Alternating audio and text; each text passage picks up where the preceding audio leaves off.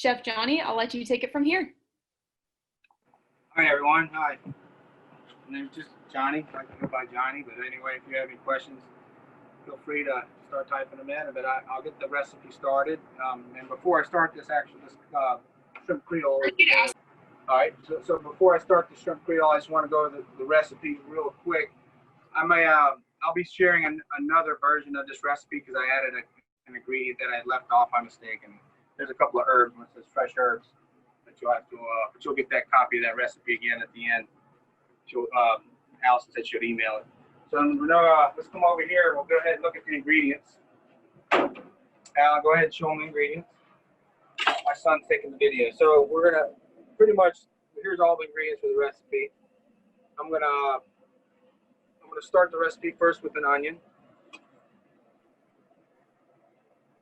This is how I prefer prepare the diced onion, which I believe on the recipe it shows that it's a small dice.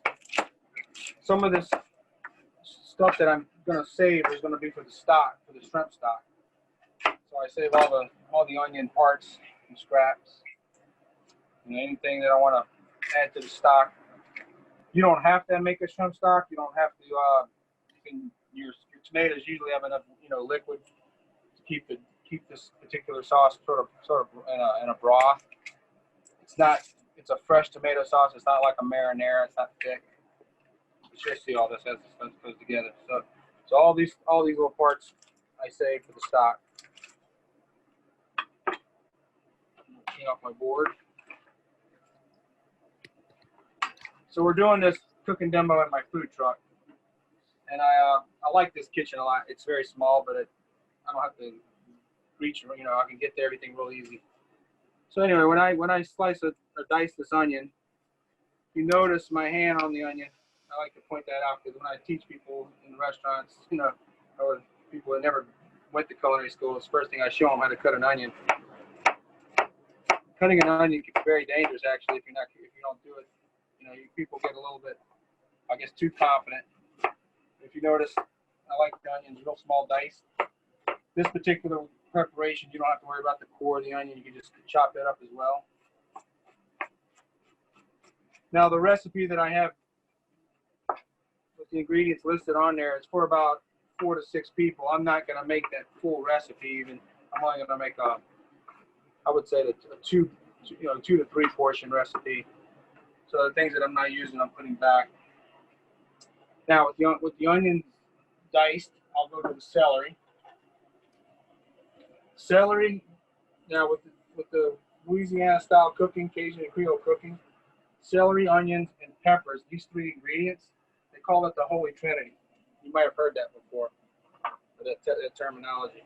If you notice, again, I'm saving everything for stock, so I'm putting all that aside. And I like this to use the heart of the celery and even a little bit of the leaves, as long as they're not too dark. I like the flavor of the leaves, as long as there's just the heart of very, very light colored leaves. But with the Holy Trinity, if you want to get your ratios or proportions good, I use 50% onion or 50% celery to the 100% of the onion. So that's how I judge how much of the portion of each I want to use.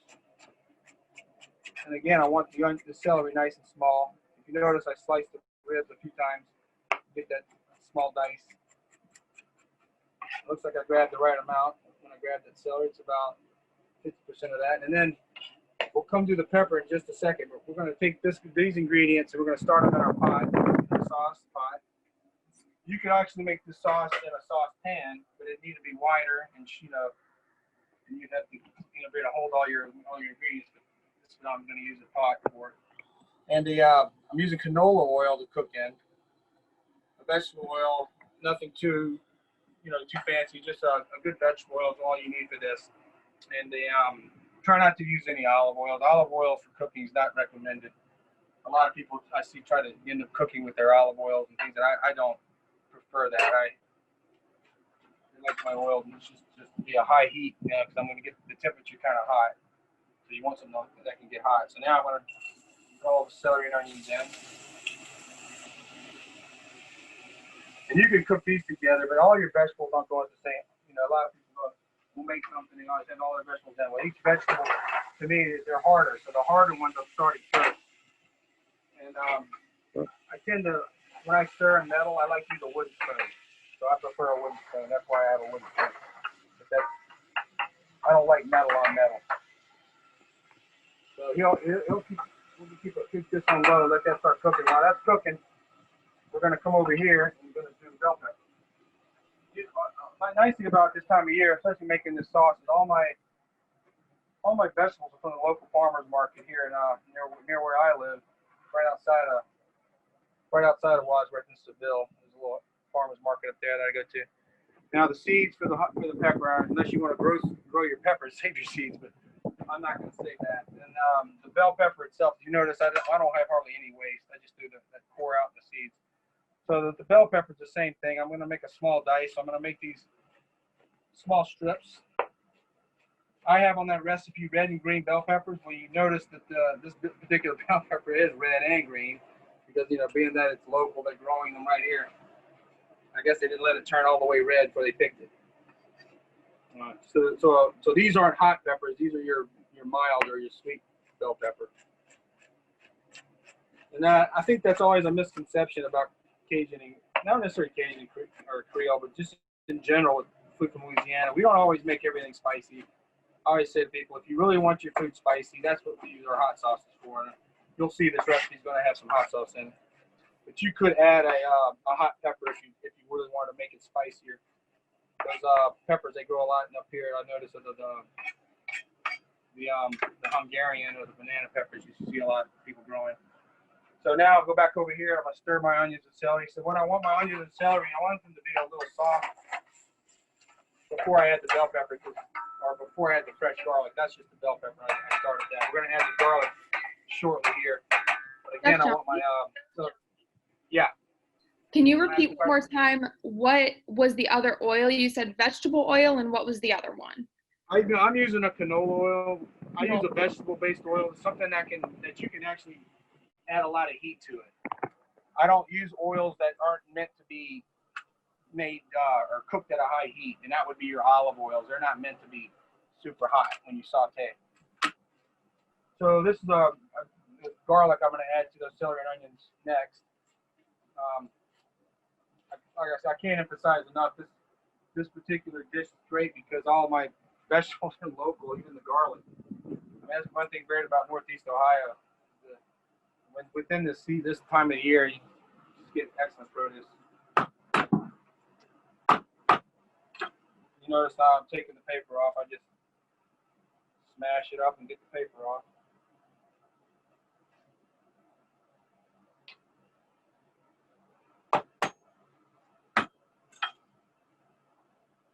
And if you could have all this stuff prepared ahead of time and then cook, you know, and you don't have to do it as you cook. But one thing is I needed to demonstrate everything I felt, so I'm just going to do it like I would be doing if I was cooking at home.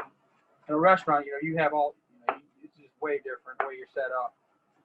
It seems like we spend all our time prepping and just a little bit of time serving. If anyone probably knows what I'm talking about if you worked in a restaurant. But at home, I do everything as much as I can to order. I don't have a lot of time, so whenever I'm cooking, I'm actually cooking the whole dish from start to finish while I work and then we eat. So anyway, there's the garlic. I'm going to use that much garlic for this particular amount. Some might think it's a little much, but I like garlic. So, you know, the nice thing about this recipe, it's to your liking. A lot of things. You might like less, you might like more of everything I'm using. I'm going to add a little more oil. It seems a little dry, but normally you wouldn't have to do that. But that's just how much oil you add in the beginning.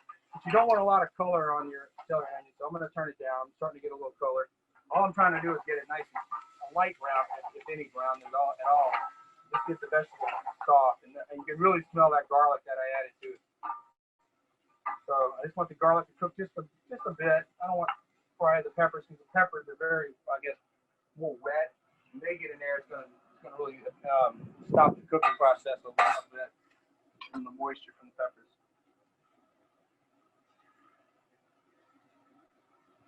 I don't know if you've noticed this knife, but I know a lot of people, a lot of chefs have preferences of knives, and I think a lot of people I think people, they'll ask me either what kind of knives do I use, and I don't think it's a very expensive type of knife. I mean, it's a professional knife, but I use Hinkle and Wusthof. This happens to be a Wusthof. They're out of Solingen, Germany, which has some history back to my family. My family had a store in Berlin right next to the Solinger factory. I guess that's one of my uncle used to tell me about it. That he was real fond of this knife, and I had no idea until I started cooking. So there's a little history about this and why I use the knife and why I like that knife. It holds an edge too for a while, for a good long time. And you make sure you do in any of this kitchen work. People tell you, the sharper the knife, the less dangerous it is. I know that might sound odd, but that's the truth. Dull knives tend to slip on you. Okay, so we got the celery, onions, and peppers cooking. That's the base of the sauce. That's your holy trinity. At this point in time, I did list the ingredients sort of in an order on that recipe. Like you can start adding, we'll start adding some seasonings, some liquids. But that's still going to cook just a second more. So while that's cooking, I'm taking these tomatoes, and these are local tomatoes. And again, you can use canned tomatoes. And of course, when I make this sauce out of season, or I don't have a lot of fresh tomato products, so I'll end up using mostly canned tomatoes. But there's differences in canned tomatoes too. I always tell people buy canned tomatoes, from California out of season or something, or even from Italy. Those tend to be the better ones that I like to use. Unfortunately, the tomatoes I buy probably in the restaurant are probably something you're not going to find in the store. But they do have some good ones in your local grocery store. So I got two kinds of tomatoes. I got kind of lucky and they happen to have these yellow ones out already. Try to pick a tomato that doesn't have a lot of seeds. You don't want a lot of seeds in your sauce. I know some people will even take the seeds out of their tomatoes before they cook with them. I'm not going to go that far because I don't mind a little bit of the seeds, but these aren't full of a lot. They're not like Roma. Roma tomatoes have a lot of seeds. They're good cooking tomatoes. We have someone that's wondering if there's a big difference between pre-chopped garlic that you buy in a jar versus fresh garlic. Yeah, there's a big difference. There's a big difference. I would totally avoid the jar unless it's obviously convenient. But this, like I said, you can buy garlic now, and it keeps, as long as I don't refrigerate garlic when it's like this until I break it apart. And once I break it apart, I'll go ahead and usually again, this is mostly at home, but I'll take it and I'll take this garlic, peel it, and I'll put it in a jar, but I won't chop it until I'm ready to use it. But if you can, I'm sure there's times of the year where you can't find great garlic. But I notice in Ohio, these farmers, they'll dry their own garlic, and if you keep it dry and in that paper before you use it, this will last for a good month in your fridge, just like that before you cut it. But and what I would say about the jar garlic, you're going to end up using twice as much. So you may think you're saving money sometimes when you're buying it, but think of it that way. I don't know. Garlic's not that expensive. I would just buy some fresh if I can find it. Does that answer the question? Is that person good? So. All right, so now we're going to start adding our seasoning. So I got a Cajun seasoning here, and I actually make my own seasoning. I make it in its bulk. I shouldn't say I make it. I don't make it anymore. I have a co-packer make my recipe, but there was a time when I was making this, and I prefer this Cajun seasoning that I make because I don't have a lot of salt in it, and I want to be able to control the salt a little better that way. And then I have that. So yeah, but any Cajun seasoning works. You can buy them over at any grocery store nowadays, anywhere I find them. I'm gonna add some paprika, a little Spanish paprika, not Hungarian. Now hot sauce goes, you can add a hotter hot sauce, you can add a mild. I like a mild sauce for cooking and a hot sauce to adjust it later on if I want to make it hotter. So as a preference thing.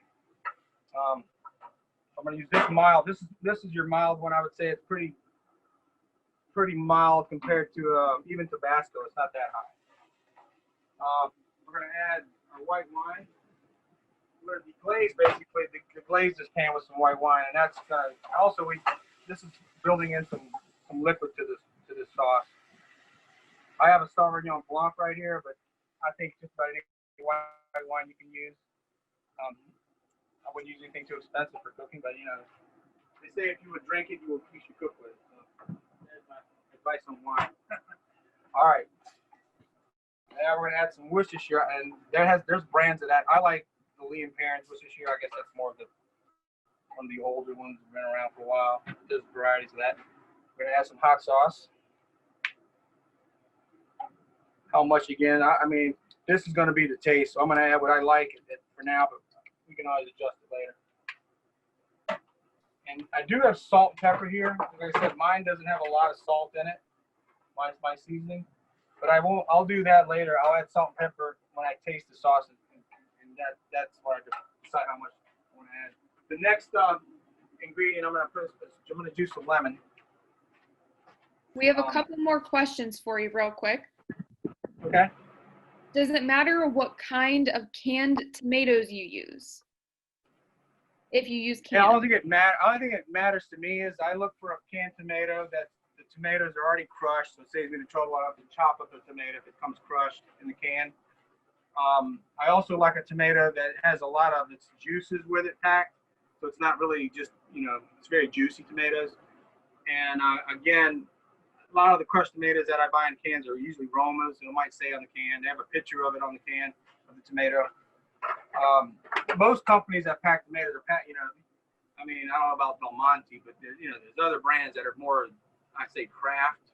I mean, try to buy something that you're not going to see it in all the shelves in your grocery store. Look for something that's more unique, and then experiment with them. Open them up, see. I know there's a lot of tomato product now that people are trying to avoid the actual cans because of the liners in the cans. So they make crushed tomatoes in boxes too. Then also, even out of season, I always add a little fresh tomato to the sauce just because I always have tomatoes, and I just try. Like I'll save tomatoes. They start getting a little bit too ripe, throw them in the fridge, save them for the sauce. It's perfect. So I'm gonna add some lemon juice, and I don't really want to get seeds in there, but I don't have a strainer right here, so I guess we're just gonna do it. Use the chef's strainer, which is I always tell people, you know what the chef's favorite tool is? That's my chef hand. So I catch the seeds. Does it matter if the white wine is sweet or dry? Again, I think it's a preference thing. There's some spice to this particular dish, and so a lot of people will say with a spicier cooking, you want a sweeter wine sometimes. An example would be like a Gewürztraminer. That's a little sweeter. Sauvignon Blanc's a little more citrusy. I like a citrusy, I like that type of wine. I guess it's a preference. Chardonnay is going to be a little more like they say it's buttery or whatever, you know, more rich. Or I guess you could just be a preference. But again, you're cooking the alcohol out, so all you're doing is using that to get the flavor out. I want you to take a zoom in on this. So this is the base sauce. I mean, you can use this for lots of sauces. I'm just using, like I said, this is a good holy trinity going on right now with seasonings. Now I'm going to add the tomato. And you want to capture be careful you don't lose any of your liquid. You want that liquid. These tomatoes are pretty juicy. I should get a little bit liquid off of them.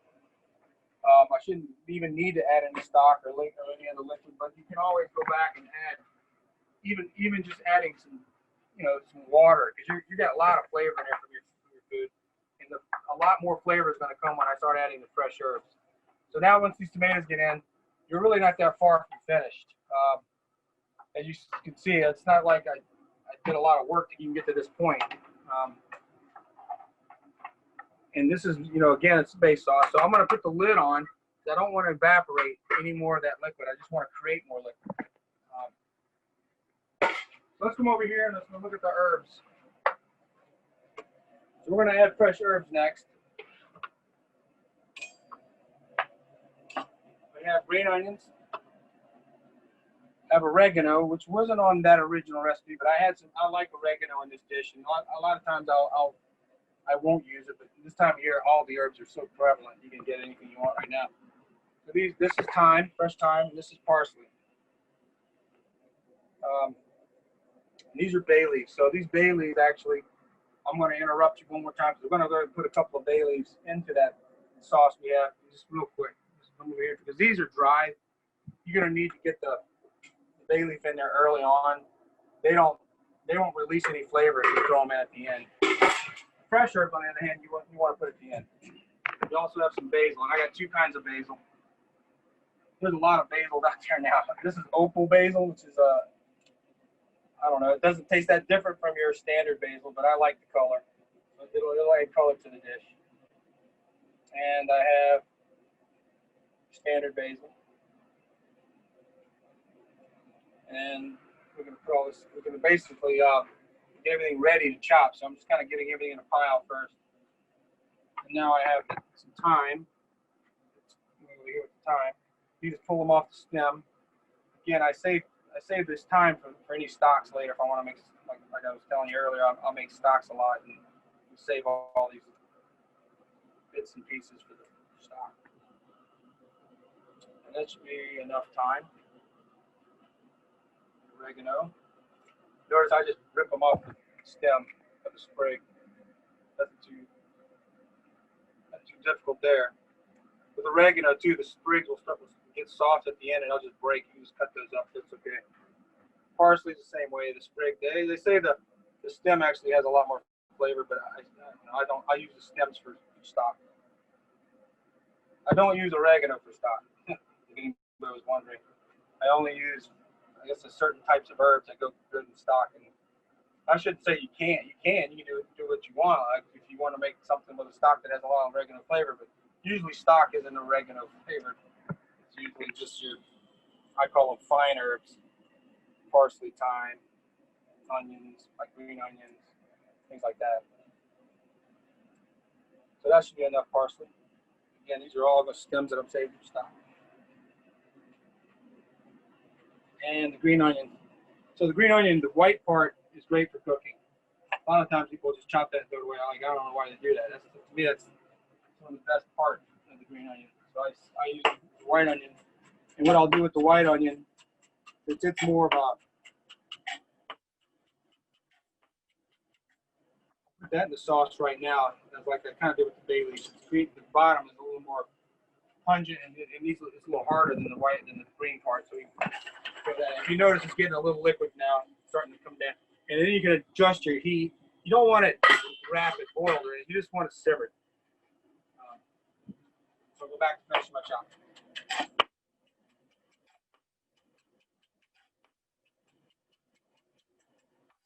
All right, so that's my green onions. The thyme is pretty much, you can run a knife through it if you want, but it's pretty much small as it is.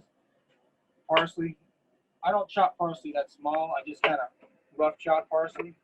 It's already so delicate and soft as it is. You don't need a like the word mince. You don't need to mince it. You just need a rough chop. Oregano, same way. It's pretty soft. You just kind of run a knife through it.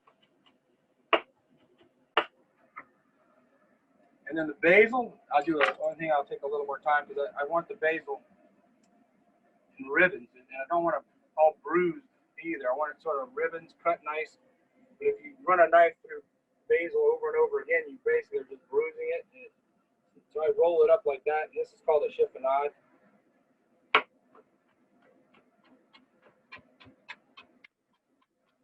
Chiffonade one time, and that's enough. So the sauce is pretty much ready for these herbs.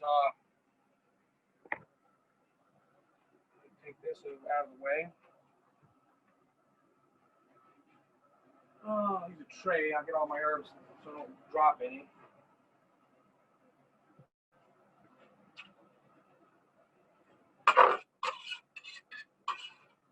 Notice all these herbs can be mixed at this point because they're all going at the same time.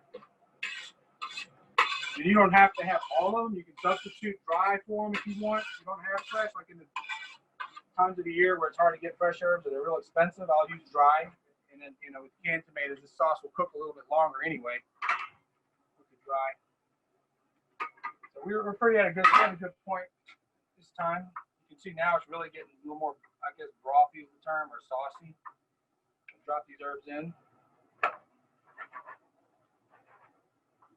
And then we're going to really put it on low heat. Just kind of put it in the back I'm gonna put on a turn back burner, and you like get out of my way.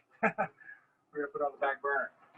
I didn't show anything here, but I actually got some steamed rice here for later, and that's another item you would put on if you're making this from start to finish. You start your rice first, but anyway, rice is sort of like an afterthought to me. It's always like we always have rice already made. So at your house, you just start some rice with it. And I couldn't find the lid, so guess what? This became my lid. The rice is all steamed. All right, we're gonna come over to the shrimp now. I have two kinds of shrimp.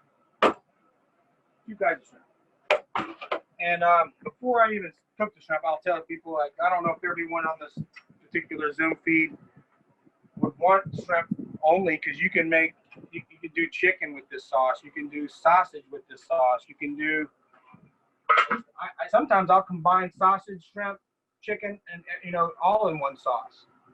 You can really get creative with this basic Creole sauce. It's very like. And I use this Creole sauce also to put on jambalaya. I mean, it can be used in all kinds of things. So this particular is a shrimp that these are like a U10, 12 shrimp. So that means there's 10 to 12 shrimp to a pound. I saved the shells for the stock. I'm not going to actually make the stock to use tonight, but I would save it still and build. Like I save all my shells, and as they build up, and that's how you devein the shrimp. Get a piece of paper. Jeff, we have someone wondering, does it matter if parsley is curly or flat leaf? I like flat leaf. It's just easier to cut, and to me, I think it's a little more. I like the flavor better. I think it's also an opinion. I just like the flat leaf better. The curly though is fine. Curly it kind of seems old fashioned now to me. I don't know why. It's like when I first started cooking, and I remember seeing a lot of the curly parsley. Now I see mostly flat. So I don't know. Maybe it's easier to grow. I know I grow that same parsley at my house, so I grow the flat leaf. And I just keep it going all year. All my herbs I grow all year. I just put them outside in the summer, and then before the winter hits, I bring them all back in pots, and I got herbs all year. So anyway, that's how I devein the shrimp. And the reason why I'm showing you this particular shrimp is this makes a better presentation. If you cook these shrimp instead of the ones that I'm going to cook. I'm going to cook the other ones, but I just want to show you this presentation. I might cook them both just to give you two versions of it with these shrimp. Also, does it matter the proportion of dry herbs to fresh herbs? Would it be the same amount? Yeah, again, you're probably going to have to experiment a little bit with the fresh and the dry. The fresh, I like a lot of herbs. You probably don't have to use as much as me necessarily. I like a lot of fresh herbs. However, when it comes to dry, I back off because it's overwhelming, and it almost takes too much flavor, I should say, with the dry. So be very careful with the dry. Again, buy a better quality dry, and you'll use less. And you can look at the herbs. You can just look at the container. A lot of times they sell herbs. They're the container. You can see them, right? So, for example, I'm gonna clean my hands real quick. I'll show you something. So when I buy parsley, and I buy a lot of parsley, dry parsley, I cook with a lot. Well, I mean, I want it green. I don't want to buy brown parsley. You're gonna have a lot better flavor from that, and that goes with a lot of the herbs that they sell now, dry herbs. How old are they? They're gonna, I don't know if they put dates on them or not. I mean, you want something not too old. So try to buy at a store that sells a lot of herbs, I guess, so they're fresh. So that's our shrimp for the deveining of that shrimp. The shrimp that I buy, that's out of convenience. Again, I use a lot of these shrimp. These are my smaller. I buy them peeled and deveined, no tail, nothing. Those I'll leave the tail on because again, they'll look good. But both these shrimp are domestic Gulf shrimp. You notice the further out they go, the color changes a little bit. These lighter colored ones are closer to the shore. I like them all. I just like domestic shrimp. I can't emphasize that enough. And domestic shrimp, you can get shrimp from Maine, you get shrimp from Florida. They're all going to be different. California, off the coast of all these other coasts. But I prefer the Gulf. That's just because I grew up there, and that's what I'm used to, and I like that flavor. So again, we're going to saute these shrimp in some canola oil. Notice I started heating up the pan, and it was already pretty hot, so there's a little water, but that's how you test it, make sure it's hot. Okay? It's going to get a little smoky in here. I have a hood, I don't know if I can show you, but this hood up here will suck all the air out. I'm not going to turn it on, because we won't be able to hear me talk, but if it gets bad, we might have to. So anyway, so I'll take the shrimp, I'm going to season them with my Cajun again. I'm not going to cook all these shrimp, but I'm cooking up for 2 people. Actually, this is going to be our dinner tonight.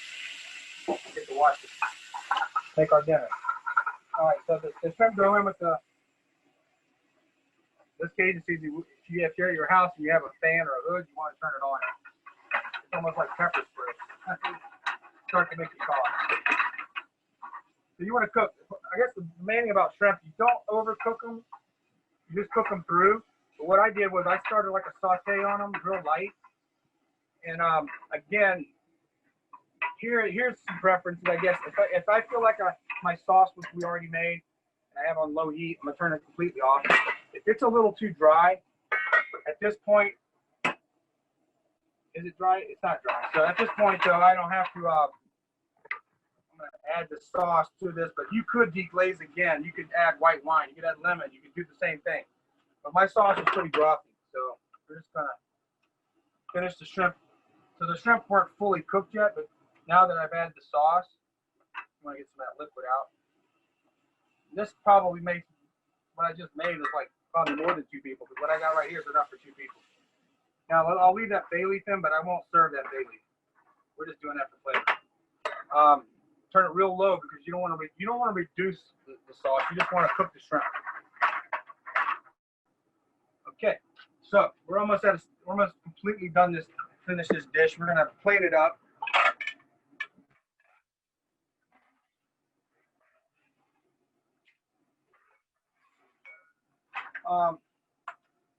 Like I was telling you earlier, if you wanted to do a different protein, let's say, like you could use sausage, you can use chicken. And for example, I have a couple of things I brought out. You can take chicken tenders, and I like this dish with shrimp and chicken and sausage, like I was saying earlier. Actually, I'm gonna scoop this over. So I'm gonna blacken a couple of pieces of chicken, not blackened like dark, highly blackened or anything, or highly seasoned. I just don't want them boring. So I'm gonna add kind of like I did the shrimp. I'm just gonna dust them. Get your pan hot. You notice before I dusted them, I actually, instead of like the shrimp, I add a little oil to the chicken. You know what that does? That helps the seasoning. It helps also stick to it.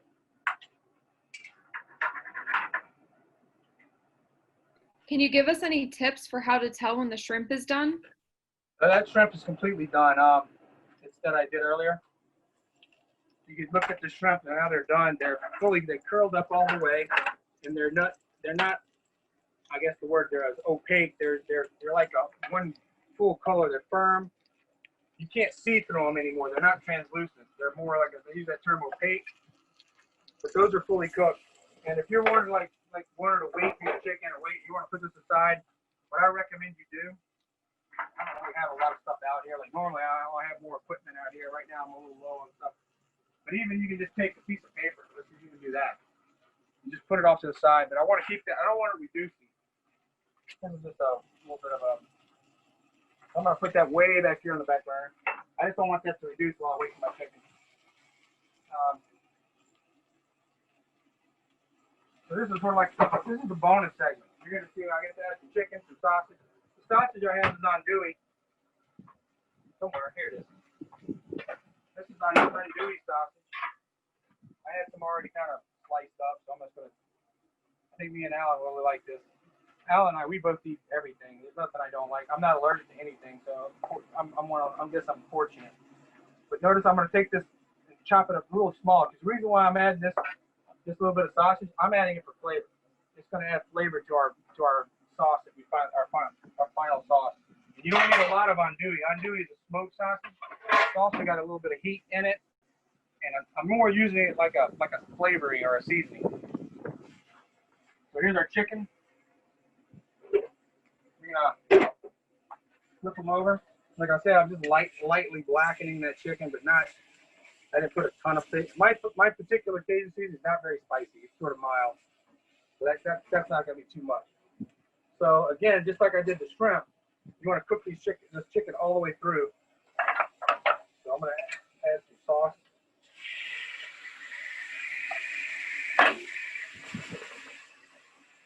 Let it simmer in that sauce.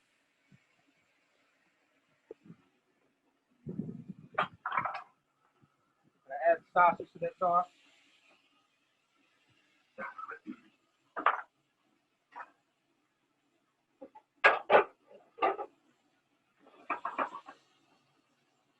With this one, you're probably going to have to add a little liquid. It's going to keep reducing because you want to fully cook that chicken.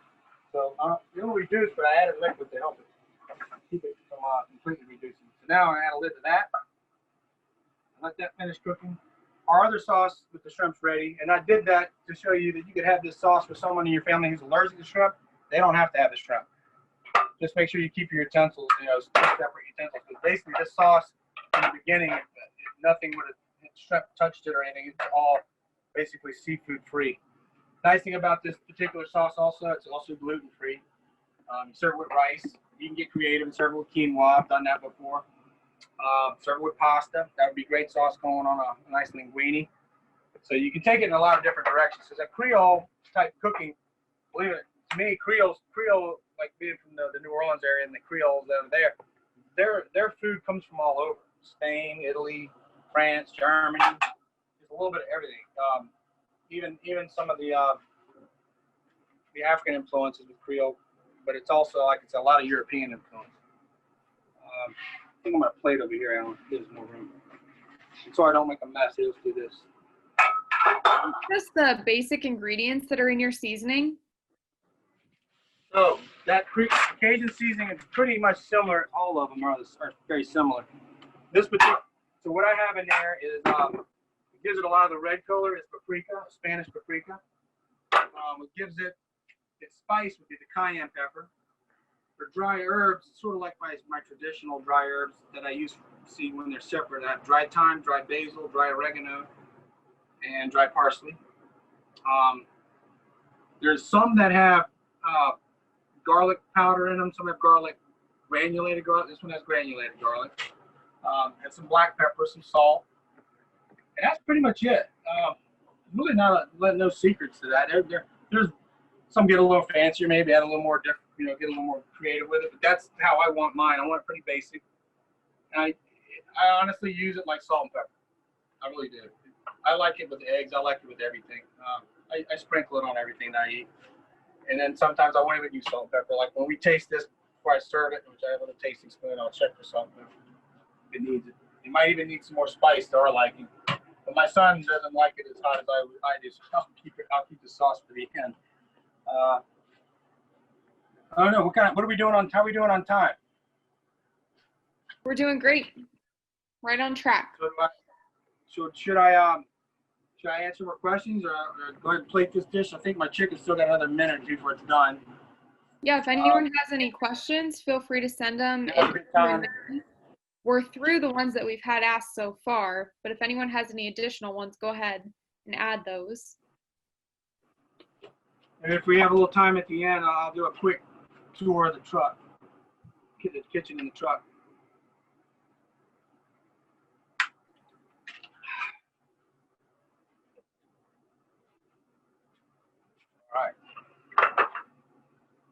All right, we do have a couple questions coming in. Where do you buy Spanish paprika? Oh, it's just your grocery store has. Just when you read the label, I have one right here. When you read the label of the bottle or the paprika bottle, this one doesn't say Spanish, but it is Spanish because I know it. I know looking at the pepper, looking at the color, this is fancy, but it'll say Spanish or it'll say Hungarian, usually right here. I'm sort of surprised this one. I don't have my glasses on. Let me look where it's actually originated. You can go to the ingredients down below and make sure. But Hungarian paprika is definitely different flavor. We also have another. Yeah, this one doesn't actually say the word Spanish on it, but I know it's Spanish. just because I've used them all the time and I'm familiar with this brand. Would you ever try smoked paprika? I don't even allow that in the kitchen because I've had a couple of cooks ruin dishes with that paprika. I don't want to go into the details, but I've had 5 gallons of lobster bisque go in the garbage because someone grabs smoked paprika instead of Spanish paprika. So be careful with your paprikas. And then even Hungarian can really change a dish. I'm just checking this chicken to see if it's done. Notice there's a little more liquid forming in here too. So check the chicken. I mean, I know it's almost done, but all you got to do is tear it apart. You can see that it's fully cooked. There's no more. It's opaque like the shrimp. It's fully cooked. But just double check. How long does the sausage have to cook? Say that again. How long does the sausage typically take to cook? The sausage, okay, I didn't point that out, but when you buy andouille, an andouille sausage is fully cooked when you buy it. It doesn't come raw. It's only fully cooked. So it's been smoked, it's been cured, smoked until it's fully cooked and then packaged. And it'll say andouille, on the packaging. A Polish sausage, there's a few other sausages out there, they do the same thing. A lot of people don't realize that, but most of these cured sausages, because of the sanitation involved, they're a fully cooked product. Does that answer the question, I believe? Yes. And then I think we had someone miss the beginning. What knife, can you repeat again what type of knife you like to use? Oh, I like the German knife from Solingen, Germany. This particular knife is a Wursthof, made by Wurst. It's a Wursthof knife. And I don't know if you can see that word, Wursthof. It says Solingen, Germany underneath it. So that's my favorite knife, Wursthof. I have knives from other places, but that's my preferred knife, and I pretty much only use those in professional kitchens. Chefs or cooks are very funny about their knives. Like I travel with my knives. If I'm going to go work somewhere, my knife goes with me to work. I don't use someone else's knife.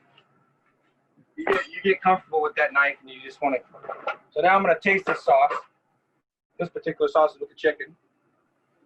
I have a spork. I really need a regular spoon. It's excellent. A little spicy, but it's excellent. This one might not be quite, but what I'm going to end up doing, because this is for my son and I, we're going to do a little combination sauce. And if there's anything left, maybe his sister will get some tonight, and my wife bring some home. All right. So we're going to add all this to one. We could have kept them separate, like I said. But you're getting the bonus round. We're going to show you how we can mix and match all our food together. We made a chicken, shrimp, and andouille Creole. I'm going to bring it back up to temp since that sat on the side for a second. We have someone wondering if you have a cookbook. Say it again? Do you have a cookbook that you've written? I have recipes that I started like an online thing. Nothing that's the only cookbook that I technically have right now is actually for work. But I share all my recipes. I don't have any problem sharing recipes. As you see, the recipe is really, my recipes require some technique, and you really need to see me make them the way I do them. And you can always adjust the way you like it. But I think recipes are just a guide. You really need to see the recipe for demonstrated, or like in this fashion, to really understand how simple they are. I mean, they're very complicated things, don't get me wrong. I tend to cook like this. Everything's prep, cook, eat. This is the way I work. That way I can do multiple things at once. I don't have to stand around and wait. So anyway, we're going to go ahead and plate this. What time we got now? We still got plenty of time? Yep, you're good. We're about 7:45 right now. Okay. I might be finishing a little bit early, but that's all right. I'm going to make sure this rice is hot. I cooked it earlier. The nice thing, you can always reheat your food, right? All right, put your rice down first. I'm gonna reserve some rice for on top. And I like to think you don't want to cover everything up, because that white rice is also adding some of the presentation. We're gonna, again, like I said, I don't want to serve that bay leaf, so I'm gonna take that out. That was only for flavor. I don't think you really want to eat a bacon. I don't know if you can. You can. I guess you can eat anything. Like I said, you can always eat it, but you don't want to.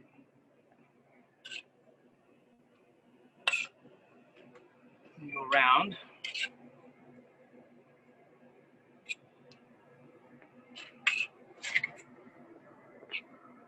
That's why you really want this to be brothy. You want that juice. The juice is a lot of flavor in there. You don't want to, definitely don't want to waste the juice. That's about it. So we had plenty of food in there for 3 people. And then I'm gonna top it off with some chives. I go to the chives all year round too. I love, add a little rice on top, just give it some color.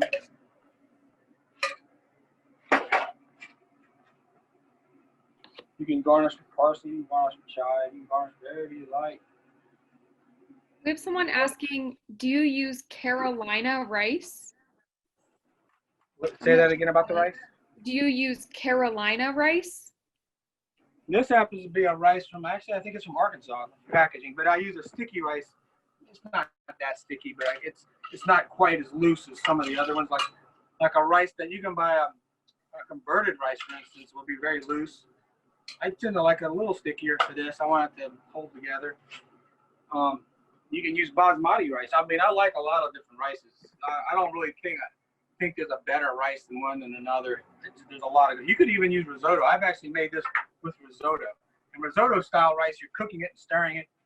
But in New Orleans, I know I worked at a restaurant and we had a similar dish. Wasn't called Creole, but it was very similar. We made risotto sort of out of a cioppino. This is similar to a cioppino. It's not quite the same, but you know that you can use things. There's so much things that are crossing over in these different cuisines that they're not that different. Anyway, you can also take a little garnish like this. Put a little on your Cajun around it. I always tell people you eat first with your eyes, and then you're gonna eat. Taste something. I'm gonna let him taste it. You're gonna watch him here. Here you go. It's a live taste test. He's gonna tell us if it's good. That's Alan, my son. Blow on it. There you go.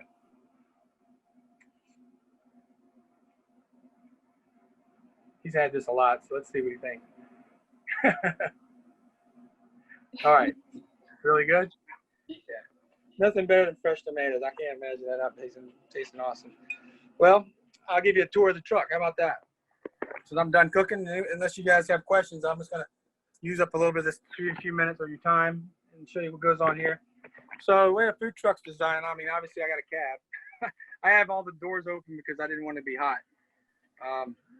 This truck is parked here on Fridays and Saturdays. On Friday nights, I use this truck to serve curbside through this restaurant that's parked behind. The restaurant's called Sonnets in Wadsworth, Ohio. It's also a coffee shop. And then on Saturday, I do a brunch in their kitchen. And then Saturday evening, I go to Bourbon Street, and I work at Bourbon Street in Tremont for dinner. This particular pot right here is where I make the jambalaya in. I flip the lid upside down, so it's a really heavy pot, 25 quart. I have 3 of these pots, 2 at Bourbon Street and 1 on my truck. They're my favorite. So yeah, the food truck's got a hood. I got a fryer, I got a freezer. A lot of stuff's not turned on right now, obviously. But I keep things simple. The food truck can actually serve about 70 people in an hour. With the menus that I use. Here's a sample of the menu right here. This would be my Friday menu. And underneath it, I have a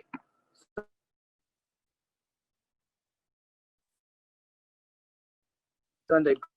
So that would be the brunch menu, and all this stuff is online. And if Allison wants to, I can send her links. Here's like my sign and phone number and information for where I park at Sonnets. And like I said, then I go to Bourbon Street on Saturdays. You must like that. You're still eating. All right. I'll give you the tour on the outside. My internet doesn't cut out. I actually have a hotspot on in the truck. So there's the back of the truck. This sets up like a patio for Fridays. We use it out here. People sit out here. I got a tent. I set up chairs, tables. We try to keep everybody distance, obviously. It's getting dark now. I don't know if anybody's ever eaten from my food truck, but I've been doing this for 10 years, mostly in Cleveland. This year, it was the first year I've hardly used it. I think this Saturday I'm going to a wedding. This will be my first time out, or the fourth time out all year, all season, all summer. Normally, I've already had about 150 events and different things I've already done by now. So anyway, got any questions? Any further questions? I don't know if we want to wrap this up or. Yeah, I think we've done a good job. We got through most of the questions here. So There's again, Stanley.